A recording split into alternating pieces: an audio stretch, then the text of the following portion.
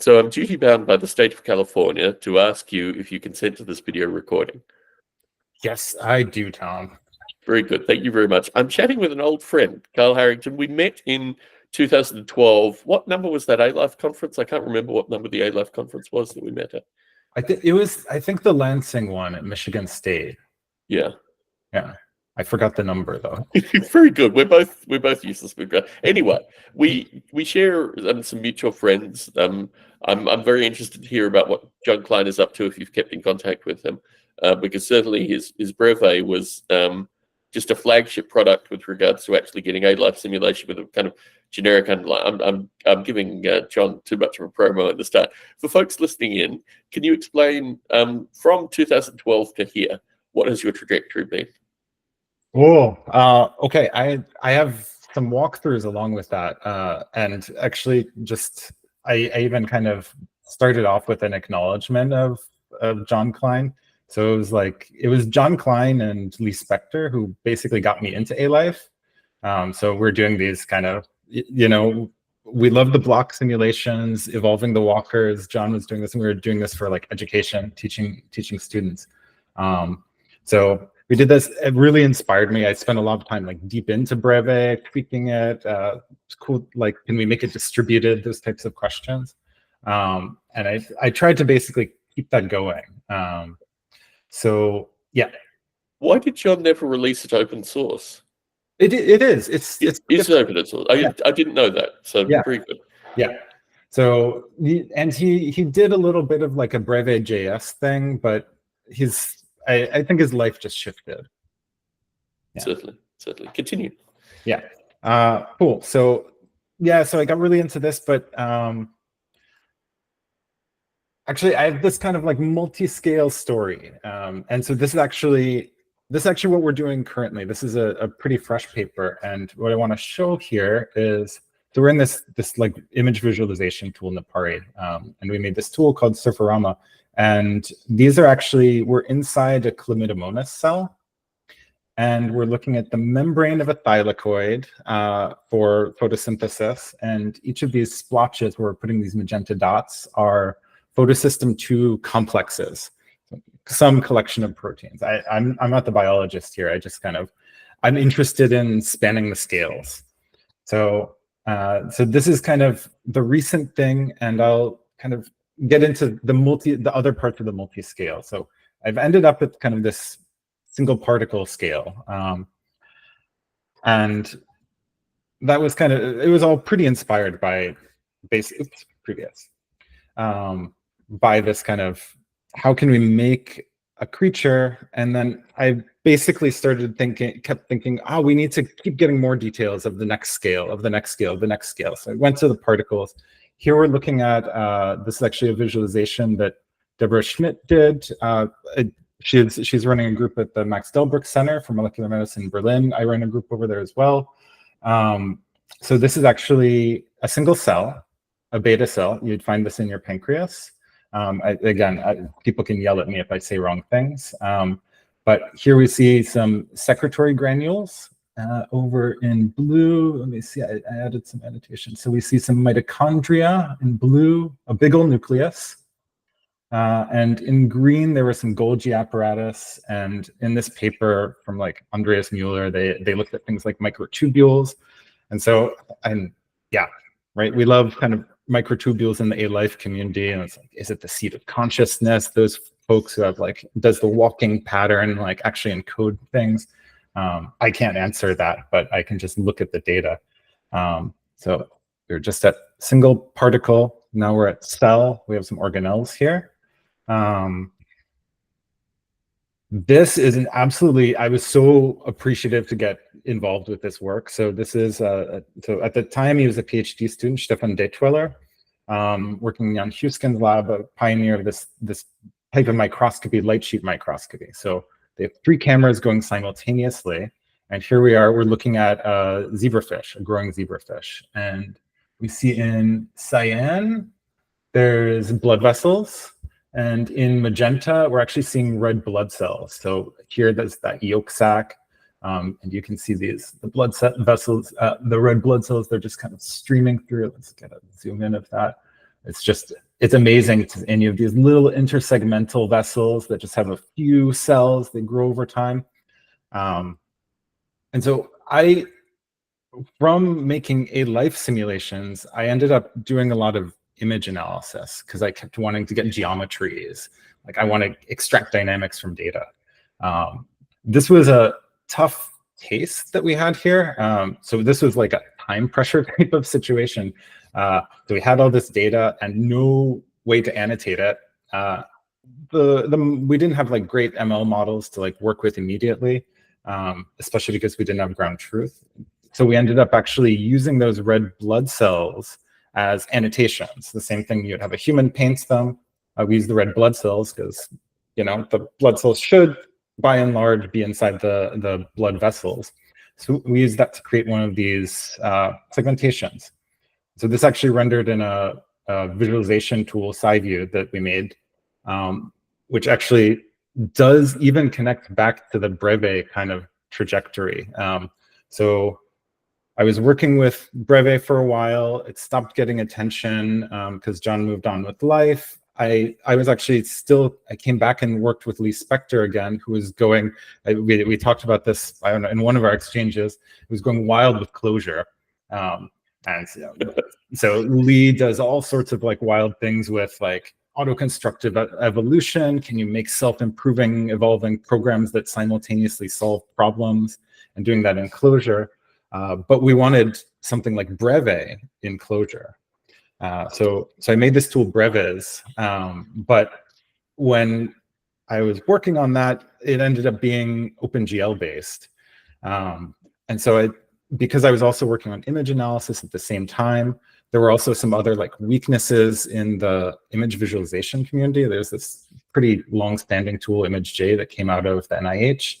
And the 3D visualization tool behind it was pretty lacking. So we made SciView and we started doing things like this to like, you know, stress test it. Can we render a whole organism? So these data, each time frame of one of these is a couple gigs. It's not too bad for large data problems, but that's each time point here. So the whole data is a little bit of a nuisance to deal with. We got okay, we did single particle, cells, whole organism. But coming back to the A life thread of the story. So we did this. So this is basically, again, this is actually in SciView now. We have a 3D volume electron microscopy from Drosophila tissue, from basically neural matter, brain matter.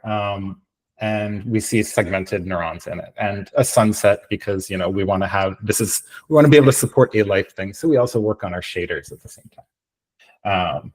So this tool, we've been working on it for like 8 years now. It's pretty cool. There are some people who have some like embryo simulations in it. A lot of cool things going on. But the point here was to, okay, whole organism, back to neurons, and back to, wait, that's the previous wrong direction, to swarms. So we throw swarms into it because what better way to like stress test a visualization tool than have a bunch of flying cones that are like, you don't have to put too much compute into their intelligence, into their dynamics, I should say. So this is just kind of a pretty visualization where we're stress testing it. But what I want to get to is actually this next step, which I think I'm a huge fan of Breitenberg vehicles. I think a lot of us are. I mean, like, it's such an elegant concept of doing all this, all the wirings, how you can like get different behaviors out. And that's actually one of the ways I got into artificial life was Lee actually taught some of the courses. Breitenberg was the textbook. And, you know, so here, this is basically a chassis for one of these Breitenberg agents, and I'll make it cooler. But here, just to kind of say, we've got some sensors, we've got some actuators, and so these are kind of swarm. We're not putting them on the ground or anything. They have sensors and actuators, and we want to know what's up with the wiring and behavior. So when we were talking at the A-Life in Michigan State, I was working on evolutionary game theory. And so I think that's when we were doing some work on the like evolutionary dynamics of signaling, and all sorts of interesting equilibria and stuff. And I spend a lot of time in these like kind of games. What kind of swarm games can you have? And so the idea is basically we can study Breitenberg agent behavior as games. So this is just simple rigging. So you see kind of color coding based on the actuation, based on the activity of the sensors. We get a flip, they're getting more activated, and it'll fly back towards. So this one's has some attraction towards the food source. We're reporting the energy levels. And so actually we can get into like the hawk-dove game. So you have the two classic behaviors of two hawks, hawk and dove. Dove, if it approaches a resource and has to compete, will always run away. It doesn't want to risk conflict. A hawk will escalate the conflict and take it on. So two hawks generally will attack each other, and the net result is they take a penalty. Two doves, they confront each other, but then they run away, so they don't get any resource. And then hawk will always beat a dove because the dove runs away and the hawk gets it. So here we see two doves. So I need better camera work on this. I should have really had it rotating during this whole thing. But they keep basically, so the energy rule here is basically based on the amount of time they have an intersection with the energy source. So they're moving back through, but as they're coming towards the other agent, they'll swerve a little bit, and so they'll always maybe get a little bit of energy, but they will generally avoid the other agent, but they won't, get a great feast or anything. And then we can check out two hawks. I should zoom into these a little better. And we'll just see, like, right, they're attracted towards each other and to the energy source. They'll plow through, and they're taking some energy penalty because they're running into each other. This will keep going. Actually, this is sped up 2 times in the simulation. I should speed it up even more. And so it'll just basically keep going as when they get too far away from the energy source, they'll of course turn around and go back, but they'll keep being attracted themselves. And so the energy penalty just keeps going up and up and up. So we did dove, hawk. Now we can do hawk versus dove. And so we'll see, I believe, is it the pink one that's the dove? We'll see in the energy score. Yeah, it looks like the pink one is the dove. And so they still are taking penalties for running into the other agent because the hawk is still attracted towards it. But as this happens more and more, and they basically keep orbiting each other, the energy payoff converges to essentially the payoff matrix you would get from a hawk-dove game. So this is cute, is what I would leave it as, cute, admittedly. So, but the next step, so I mean, I like multi-scale, so we need to make it multi-scale. So here's the thing. So this is all in that side view visualization tool. We teamed up with some neuroscientists and made some tools for basically, can you simulate neuron growth with a multi-scale agent-based model? And so this is that model is based on previous work from ETH Zurich, from Rodney Douglas's group. But here actually inside the agent's body, now we have a volume that has a chemical gradient that's from the sensors to the actuators. And we initialized some cells in the beginning in the center, and they basically are growing the connections from sensors to actuators. And we can tune this, we can tune the gradients. And inside is actually controlling the cells is a gene regulatory network based on some stuff we did with Sylvain Cossat-Blanc and Jordan Pollack, my PhD advisor. And we neat was all the craze, right? Ken did an awesome job at he solved some great problems with it. And we adapted it for gene regulatory networks. It actually almost mapped onto that a little bit better, because NEAT solved a great problem with being able to cross over neural networks. But it had some way, it basically used a global history of neurons in order to figure out who matches who. And that's not really that actually feasible when you think about something biological. Great idea for if you have a computer to like actually handle that. But gene regulatory networks, the way it's basically in the A-life literature is genes are more like tags, the way John Holland talked about them, the things that closely match. So in fact, you don't have to track a history then when you're doing something like NEAT with gene regulatory networks, because actually you have these tags that kind of imply the history, because just they've been mutated and it kind of encodes what happened in their lineage. So we can do this. Okay. And that's a little bit of the gist of this. So we've made this work. We can do this. We can play this with this. If someone wants to get the code, you can poke me. I'm happy to share. We can do things like assays to test like different like growth patterns for the neurons. And the one I want to kind of end in terms of these videos on is this is some pretty recent work as well.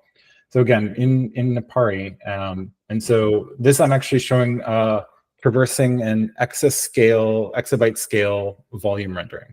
So it's a Mandelbrot bulb. So it's like a Mandelbrot set, but in 3D. This will keep running for a while, so it's probably worth like doing voiceover at some point as this keeps going.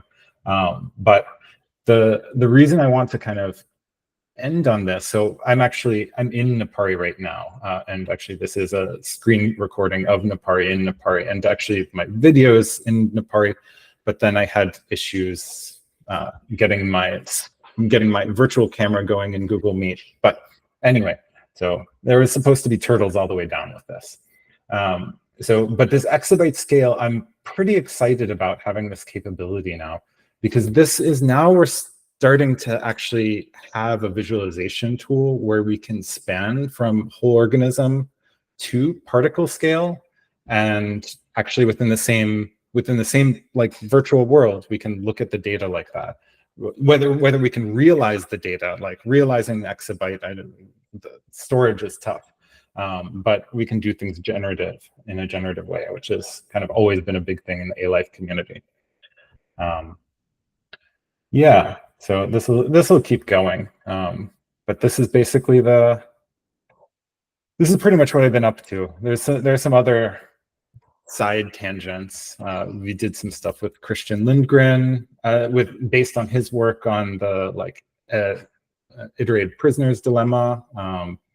So it was a little interesting. So Christian Lindgren's paper, when he was basically evolving for increasing memory lengths in the iterated prisoner's dilemma, he actually kept getting stuck at memory length 4. He sometimes could get it beyond that. So this is these like tit for tat strategies. I help you, you help me, and then generous tit for tat, and it keeps extending. And actually, I'll just jump to the gist of it. The mutation operators he was using were actually limiting the range of strategies that could be introduced into the population. And that's the reason he was getting stuck. So when we ran it, so he used a continuous model. Even with a finite population model, we showed that we could get to memory lengths 8 and beyond, and we were just limited by compute, essentially. So we did that, some things on coevolution of camouflage. This is all in Jordan Pollock's group. But it's this like multi-scale artificial life that I'm really kind of pushing towards, and having it data-driven. You extract geometries from cells, simulate, and then, not add the most extreme version of Chris Langton's like life as it could have been, but like take life, an observation of life, a set of geometries from life, and tweak it, see what could have happened. So more micro tweaks. So fundamentally the origin of life, but in a simulated environment, potentially. Hopefully. Fascinating stuff. So questions. I had a number of questions as you were going through. Let's start with the most pertinent question. Do you submit papers to ISIL currently, or what is your favorite paper submission route? Oh, so my favorite paper submission route is preprints. Interesting. I'm all about preprints these days. The journal it lands in, I love A Life. I'm super happy to have things land there. It depends on the collaborators a lot of the time. I'm working with biologists a lot, and so sometimes they have particular journals they need to publish in. But my number one request is basically just don't get things stuck in a place where they're not visible during the review process. Just get things out in the open as quickly as possible. So your specialization, I think, is critical and something that links what you showed Breve. I mean, links a wide variety of A-Life projects. Is the visual stickiness is incredibly important associated with kind of progressing the kind of stuff that you're doing fundamentally. So in terms of collaboration, in terms of people watching this video and interested in getting involved, I think your website, carlharrington.com, is a good starting place. And I'm assuming there's a contact you link somewhere through there. I hope so. I think so. Very good. Very good. If not, I'll update it. So in terms of the stuff you're doing currently, I was fascinated by, is it a company? Is it an institute? The Zuckerberg Chang Foundation, because it seems like if you were to get venture funding for this kind of stuff, it would be relatively difficult. But obviously, where you are currently is very receptive to the work you've done to date, I would assume. Yeah, so I mean, so the Chan Zuckerberg ecosystem is super interesting. I'm really happy to have the opportunity to be a part of it. I had an interesting kind of sequence of places I was. It's kind of, I would say, non-standard. Certainly. So, do you want to talk a little bit about that? Because I certainly had fun looking at your site, just getting a sense of the breadth. And sometimes you have literally a large paragraph worth of contributors on some of the stuff you've done as well, which is interesting. But returning to this idea, do you want to talk a little bit to how you ended up in the Chan Zuckerberg Foundation and what you're basically doing there currently, if possible? Yeah. So I did my postdoc. So I was working with Jordan Pollock at Brandeis. I did a postdoc at Harvard Med with Katie Bentley, who actually I think was maybe benchmates with Tim Taylor at one point. So it's a great twist. That was 2 episodes ago, I guess. Oh yeah, 2 episodes ago. Very much so. Love his perspective. Then I took a professor position at the University of Idaho, which was cool because it's actually part of the Beacon system. So we're kind of connected to Michigan State and all the others. Then kind of for personal reasons, we relocated back to the DC area, and I have some awesome collaborators at HHMI Genelia's research campus. So I took a visiting position with them, Albert Cardona, Stefan Saalfeld, and Stefan Preibisch. That's actually where a lot of this, I was working on this neurodevelopmental simulation. I was doing that during the visiting position, and my most recent paragraph-long list of authors. Yes. So one of the things Genelia has been known for is they've had this kind of long-term project of fly-EM, electron microscopy of the fly nervous system. Yes. And the amount of data that's collected is just, it's obscene to current standards at the least. So the reason there's a paragraph-long list of authors is just maintaining a part of the pipeline there, and I just played my tiny little piece in working on the pipeline is a huge amount of effort, and a single image there takes months to acquire. So that's there. We were working on things like extracting the nerve cord of the fly, and did basically the whole process to get segmentations and annotations of that. I had a little bit of a stint at DARPA actually, where we were. Basically, I was a technical advisor for the lifelong machine learning program and the adversarial machine learning program. The lifelong learning one, it had a lot of our A-Lifey friends. So it was great to see Hud Lipson was funded by it, Josh Bongard, and plenty of others, Mike Levin. So that was pretty interesting to get that kind of perspective. Then I moved to Berlin to start a research group there at the Max Delbruck Center for Molecular Medicine. We made a tool called Album, which is basically a scientific software management tool, but it's really for rapid development and rapid sharing. You can find that. There's a preprint on my website. I should probably have a link to the project itself.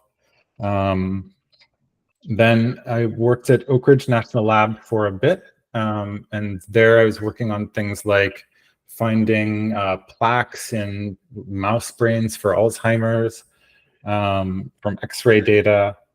And then I joined CZI. And so I started working on things like Nipari, like large volume rendering here.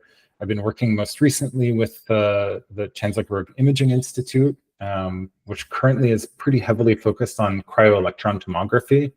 So so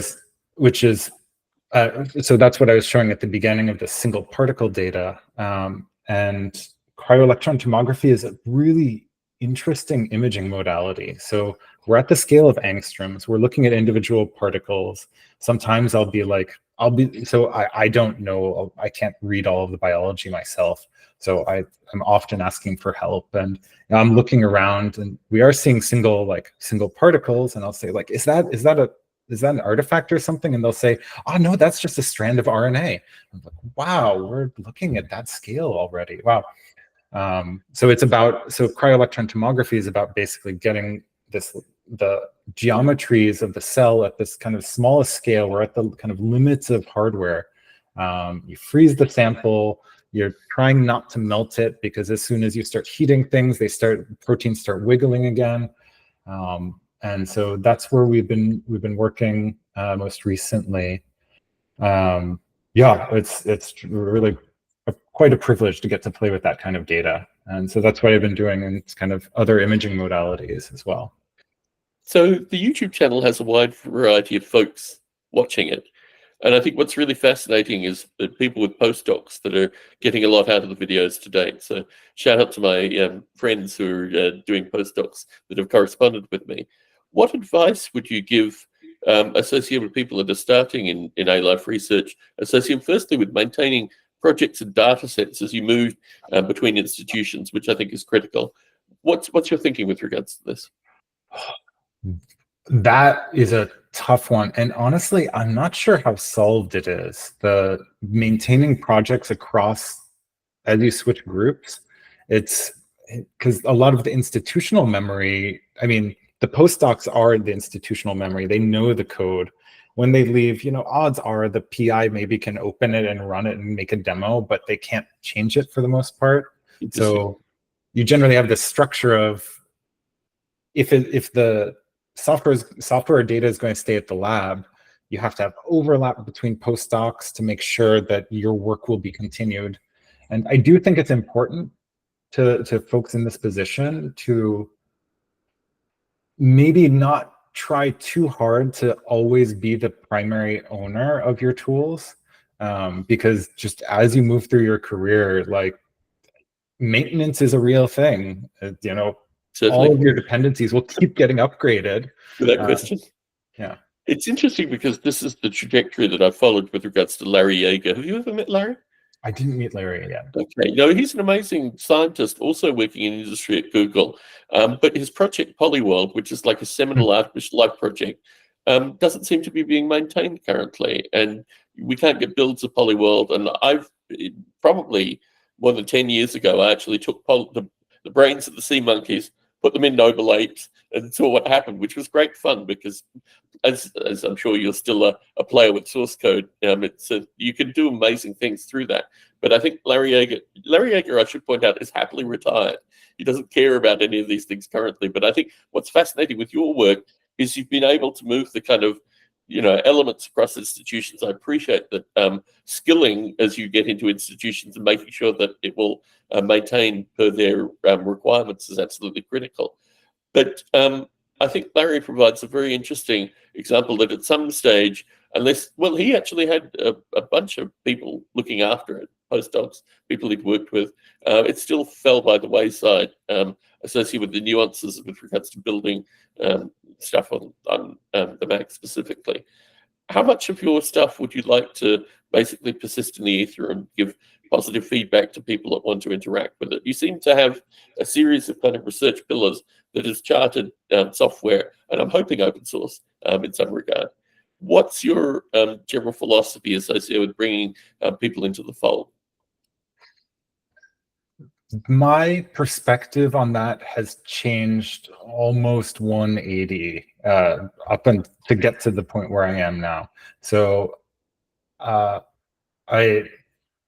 don't think I'm embarrassed to admit, but I will admit that like I was trying to like solo a lot of things early on, and that has clearly comes with a lot of regret. Of course, you don't have like collaborators who are going to like share the maintenance load or everything. So over time, and these days now, I'm really more interested in, I mean, not just like hopping in on the like latest cool project, but identify things that other people have started and help them. And like in the open source community, you can do that. You can find folks repositories on GitHub. You can just start poking them, talking to them, and figure out how you can work together. And don't try to supplant other people's projects. Try to elevate them, and try to say like. But I do try to encourage people to kind of unify through dependencies.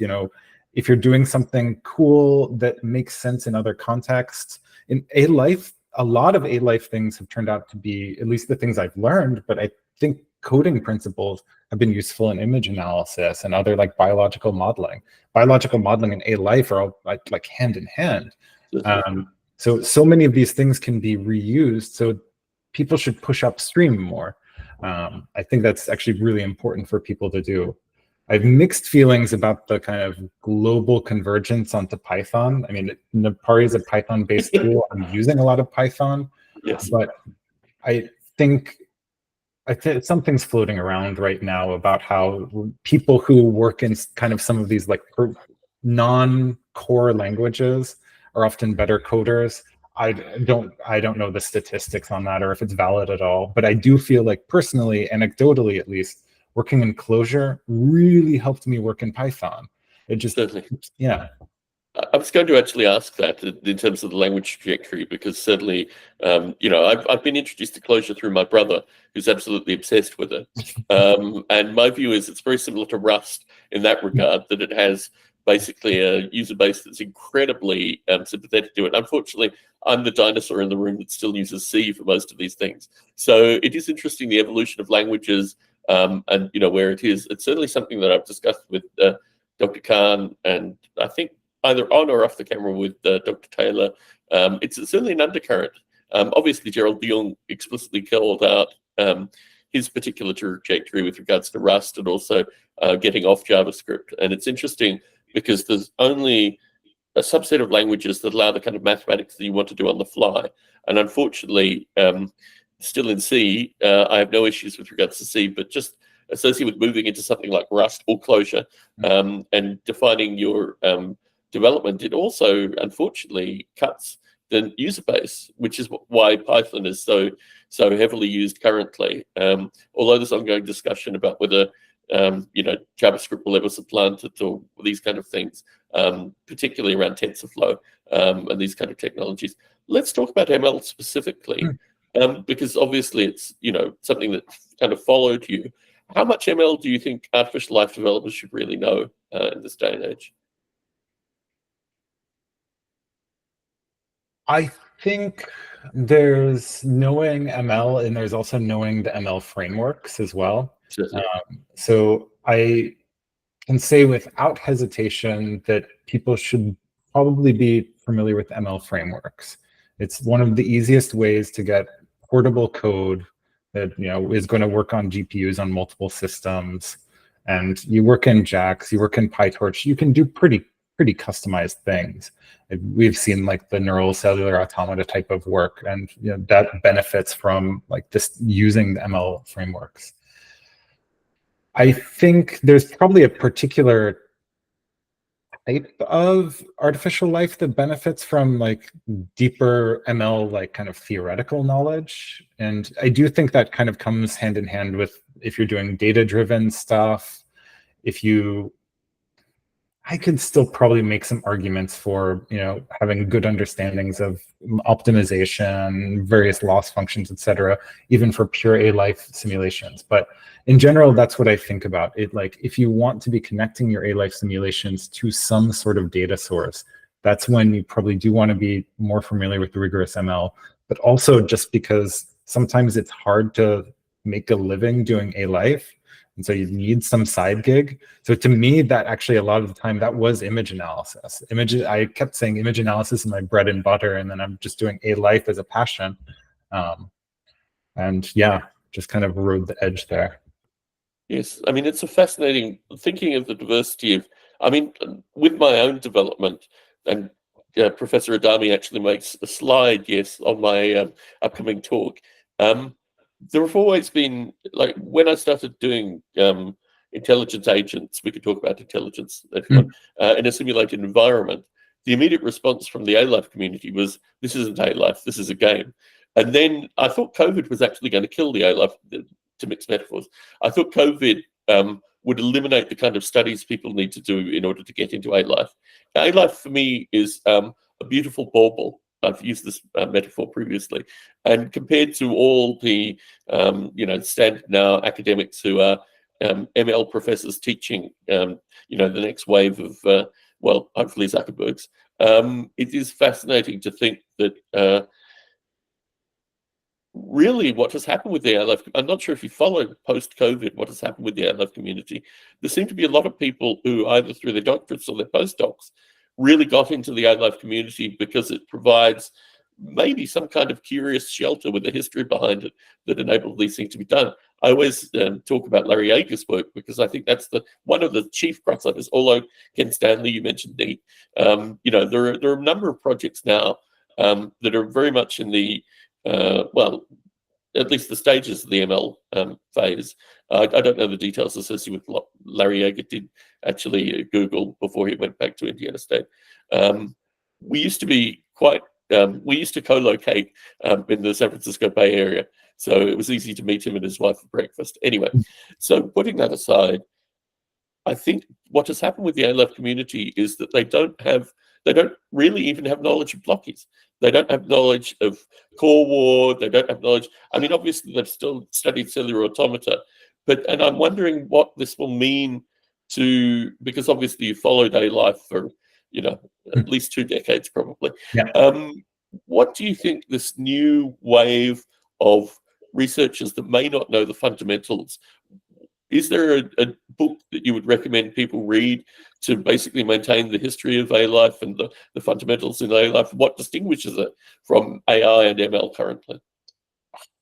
Okay, I have 2 responses. One might get tomatoes thrown at me when I go into other contexts, but there's a wonderful quote from Mel Andrews. She goes by Bayesian Boy and on a lot of places. She was saying it's a fundamental fact that machine learning researchers do not read.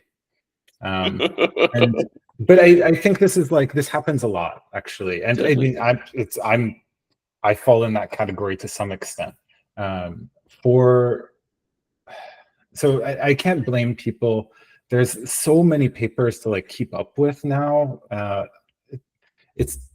I don't know, it's a tough world to exist in some ways. Like how can you compete with just the volume of papers that are coming out? When I actually really liked part of my A-Life came from Lee Spector with his Breitenberg vehicles going into Swarm Evolve. Those were really awesome. Jordan Pollack teaches artificial life, and this is how I taught my artificial life course, was actually, it's a collection of papers. You start with Chris Langton, you do Tom Ray, you do game theory with Christian Lindgren. I should have prepared more so I could have recited the whole syllabus. But so that's how I see it. I see it more as the set of the canon of papers. I'm sure someone knows the book that has that canon inside it as well, but I'm not the person to poke for that answer. Interesting. Yes, I mean the notion of the canon of A life. I mean, I've been doing these audio when they were audio recordings, not video, for 18 years. I've had the opportunity to speak with Ken Stanley, Larry Aker, all the people that I've kind of noted so far. Dr. Tim Taylor. I mean, a bunch of people I've had the opportunity to talk to. And it's interesting because when Neat and Ken Stanley came up, and this is post-COVID mind as well, I didn't actually remember when I talked to him, but I knew I had talked to him, and I went back and listened to the audio. So I think just in terms of the surveying, and this was historically done by a variety of folks. When I went to the A-Life conference in 2012, a bunch of like Polish academics came up and shook my hand, and I don't know if there were any selfies at that time, but we're just really pleased that I had made it to the conference because they'd been listening to the audio and actually exploring the Bios 2 conference, which was 1996 with the late Douglas Adams, Richard Dawkins. We've talked in the videos previously about this. So my view is that there is a kind of self-sustaining history of a life, but it requires the individual to go and actually pursue that. Maciej Komaczynski's book is another pillar, I think, that is amazing, associated with his surveying, which surveys Jeffrey Ventrella's work, for example, but I think also it's critical in the understanding of A-Life, particularly around visualization and the importance of visualization just to make it immediately accessible to an audience that can then play with it. So yes, it's a difficult problem. I think it's a problem that we, as a kind of collective people that certainly have been to A-Life conferences before COVID, remember a bunch of things around that, or continue to maintain them as you've done. It's a difficult question, though. My view is that there's a need for another Levy book, specifically just talking about what contemporary A-Life is about. Obviously, people such as yourself, Jeffrey Ventrella, there'll be a bunch of people in that. Gerald de Jong, I mean, a bunch of people that have done these kind of interactions that I've had the privilege of knowing and talking to. But it just requires one person. I've been pitching Tim Taylor on this repeatedly, that we just need another Levy book. And to a certain extent, Hiroki, who's asked me to call him purely Hiroki in his podcast, his fundamentally open source, student's guide to A-Life, which I think he published 2017, maybe 2018. I'm not sure if you've seen that work. He did post it on the A-Life mailing list, which I think has just gone the way of the dinosaur. It seems to be all Discord now. But yeah, there is just a need to have a understanding of the fundamentals, which you've used in your work perfectly, starting off with Breve, obviously, and moving into what are very rich simulation environments. Interesting your use of real-world data to kind of prop that up too, because I think certainly in my own A-Life experience, I'm going to talk at the upcoming conference about London 1940, which is simulating an absolutely fascinating period of time in London, because obviously London at the time was being bombed.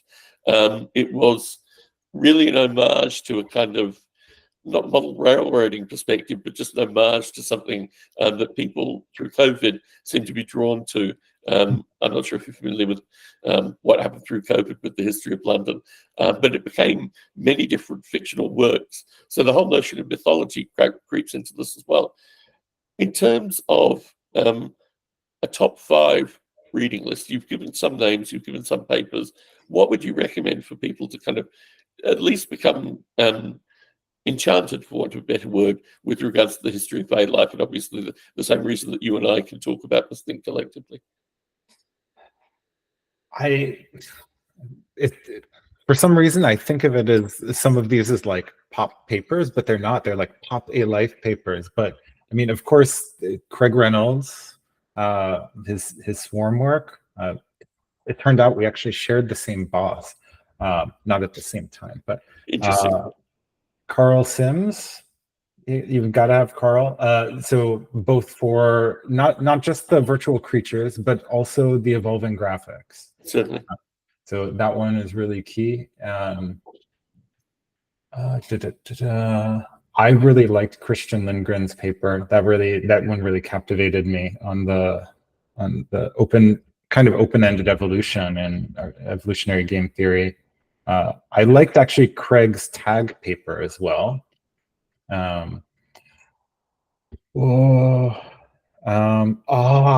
One that I really truly loved was actually Walter Fontana's Alchemy. Interesting.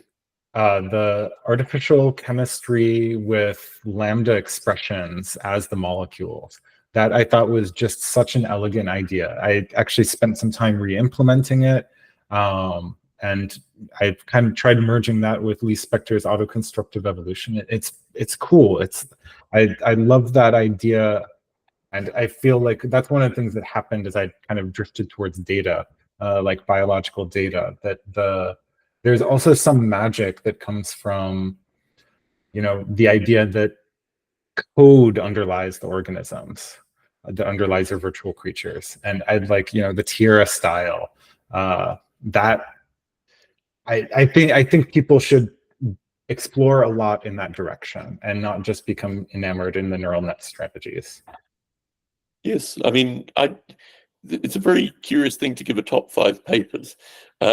Certainly some that you missed. I like Larry Yeager's Polyworld, and we've already mentioned it, but just in terms of visualization and the ideas of intelligent agents in a simulated environment, I'm trying to think. I saw a bunch of really interesting ones about bee biology and, finding just messing with the genetics a little bit and seeing that they built completely different hives, which was a paper given at the 2012 A-Life. It's pretty easy to actually for us to generate a top 5, but moving between 5 and 10, it becomes more complicated, I think. But yeah, my view is we mentioned Maciej Komaczynski's book. I think it's critical. Primarily with Jeffrey Ventrella, but also there are a bunch of interesting papers in it.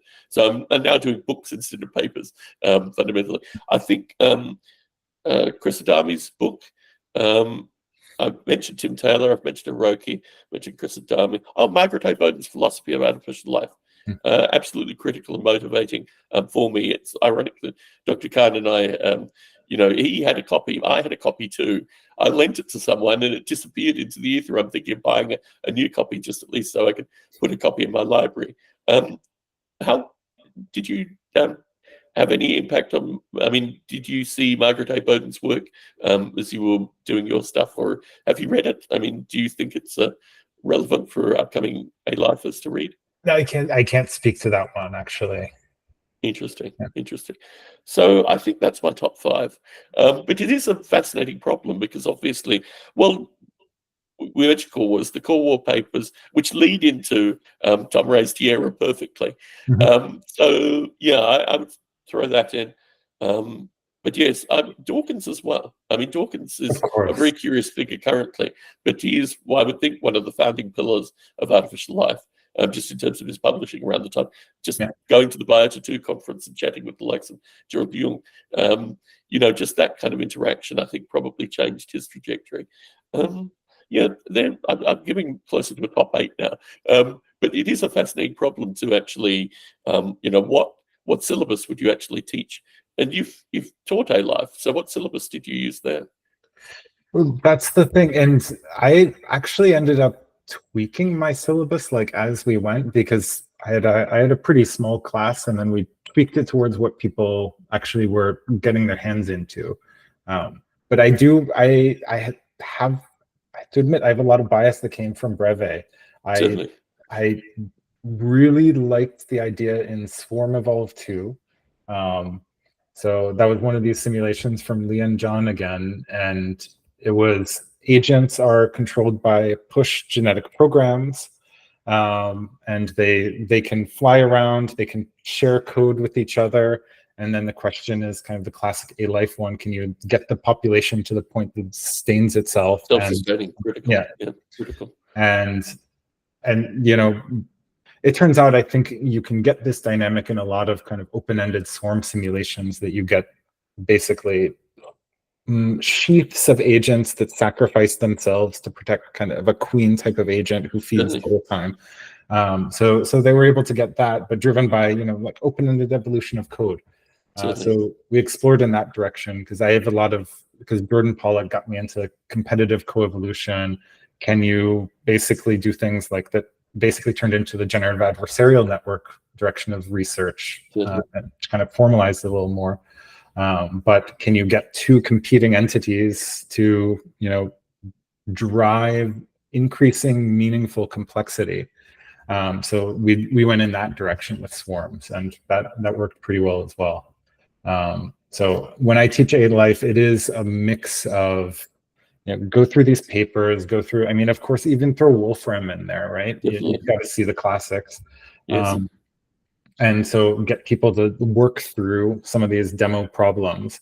But then it was about halfway through the semester that we really started pivoting to project-based research. Interesting. It like attracts hackers in many ways too. People who really like getting their hands dirty with code. Except the bio A Life people, like Steen Rasmussen. I love seeing these people around too. Certainly. Well, Carl, do not be a stranger to these recordings. Unfortunately, I have a tight deadline, but I'd love the chance to chat with you again, maybe even after I turn the recorder off on this call as well. But yeah, your perspective is really needed, I think. And you give a completely different perspective. I like the idea of utilizing open source as a kind of drop point for other people to get involved with your projects. We need to talk more about that as well. But yeah, it's been a real pleasure to just catch up and get a sense of your trajectory from 2012 and where you ended up. So thank you for your candor and also all the visualization. It's been a real pleasure. Cool. Yeah. Thank you so much for the opportunity, Tom. It's awesome. Always good catching up.